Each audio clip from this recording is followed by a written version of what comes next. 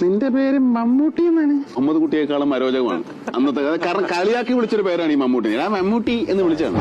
ഈ മുഹമ്മദ് കുട്ടി എന്നുള്ള പേരിന്റെ ഒരു അസ്കിത ഉണ്ടല്ലോ, ഒരു വല്ലാതെ പഴഞ്ഞം പേരാണ് എന്ന് തോന്നി എനിക്ക്. പഴഞ്ഞം പേരെന്ന് പറഞ്ഞാൽ കുറച്ച് വലിയ ഒരു ആൾക്കാരൊക്കെ ഇല്ലേ, പ്രായമുള്ള ആൾക്കാർ. എന്റെ ഉപ്പാപ്പയുടെ പേരാണ്, ആ ലെവലിലാണ് ഞാൻ ചിന്തിക്കുന്നത്. അപ്പൊ ഉപ്പര് മരിച്ചുപോയി എന്റെ ഓർമ്മയ്ക്കുണ്ട്.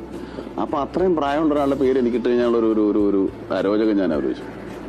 അപ്പൊ കോളേജ് കയറി മാരേജ് കോളേജിൽ ഫസ്റ്റ് ഇയർ ഒക്കെ ചെന്നപ്പോ ഈ മുഹമ്മദ് കുട്ടി എന്നുള്ള തരത്തിൽ അത് ഞാൻ അങ്ങോട്ട് ഒളിപ്പിച്ചു. അവന് ആ പേര് അപ്പാടെ ഞാനതങ്ങ് മറച്ചിട്ട് എന്റെ പേര് ചോദിക്കുന്നവരോടൊക്കെ ഞാൻ ഓമർ ഷെരീഫ് എന്ന് പറഞ്ഞു. അങ്ങനെ അപ്പൊ നമ്മുടെ അന്നത്തെ കാലത്ത് ഈ ഐഡന്റിറ്റി കാർഡ് ഉണ്ട് കോളേജിൽ, ഓർമ്മയില്ലേ? ഈ ഐഡന്റിറ്റി കാർഡ് ഒരുത്തന്റെ എന്റെ വീണ് കിട്ടിയപ്പോ എന്റെ പേര് ഇങ്ങനെ മുഹമ്മദ് കുട്ടി എന്നാണ്. നിന്റെ പേര് മമ്മൂട്ടി എന്നാണ്. അങ്ങനെ എന്റെ പേര് മമ്മൂട്ടിയായത്.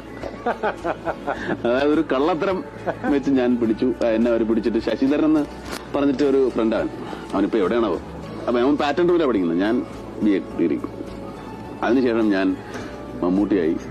അത് ഈ മുഹമ്മദ് കുട്ടിയേക്കാളും അരോചകമാണ് അന്നത്തെ. കാരണം കളിയാക്കി വിളിച്ചൊരു പേരാണ് ഈ മമ്മൂട്ടി. ഞാൻ മമ്മൂട്ടി എന്ന് വിളിച്ചാണ്. പക്ഷെ ആ മമ്മൂട്ടിയാണ് പിന്നീട് ഈ മമ്മൂട്ടി ആയത്. പക്ഷെ സിനിമയിൽ വരുമ്പോ ഈ മമ്മൂട്ടി എന്നുള്ള ഈ പേരിന്റെ എനിക്ക് തോന്നിയത് ഡയറക്ടർ PG വിശ്വംഭരൻ തോന്നി.